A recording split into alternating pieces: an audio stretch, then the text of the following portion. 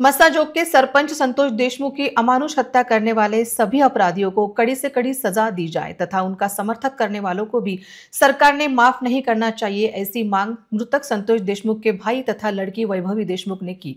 अकोला में आयोजित सर्वदलीय जन आक्रोश मोर्चा में शामिल होने के पहले उन्होंने मीडिया से संवाद साधते हुए अपनी प्रतिक्रिया व्यक्त की।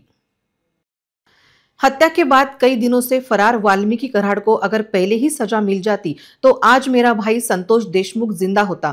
मृतक संतोष देशमुख के भाई ने मांग की है कि हम अपने भाई को वापस नहीं ला सकते, लेकिन ऐसे अपराधियों को हमेशा के लिए ध्वस्त करना चाहिए।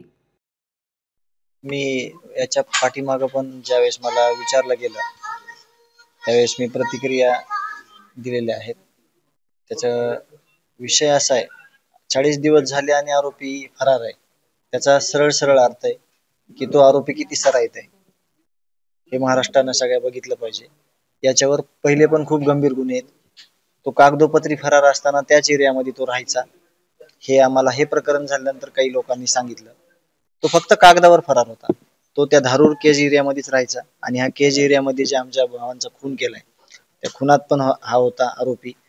म्हणजे याच्यातून आपल्या सगळ्यांना मी विनंती करेल प्रसार माध्यमांना की जर इतक्या गंभीर स्वरूपाचे कागदोपत्री नाही तर प्रॅक्टिकली ह्या सगळ्यांचे आरोप आहेत त्याच्यावर सिद्ध झालेले, त्या लोकांना जर असं मोकाट सोडलं नसतं तर माझ्या भावाला आज जिवंत असता माझा भाऊ, त्याला जर कायद्याची जरब दाखवून त्याला शिक्षा झाली असती।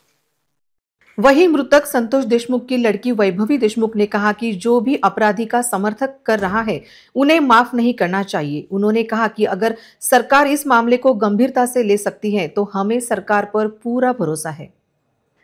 मी पहिली गोष्ट तर न्याय मागतोय आणि जे कोणी आरोपी असतील त्यांना कठोरात कठोर शिक्षा व्हावी आणि त्यांना जे कोणी मदत करणारे असतील त्यामध्ये ते कोणीही असो, कारण की त्यांनी माझ्या वडिलांची हत्या केली आहे। ही संकट आमच्यावर खूप मोठं आहे। या दुःखातून आम्ही नाही तर आमचं कुटुंब आणि आमचं गाव यातून कोणच आज सावरू शकलं नाही। आज 40 दिवस झाले तरी पण एक आरोपी फरारच आहे। जरी आरोपीच पोलीस प्रशासनाच्या ताब्यात नसतील तर आम्ही न्याय कधी मागायचा आणि आम्हाला तर न्याय लवकरात लवकर हवे।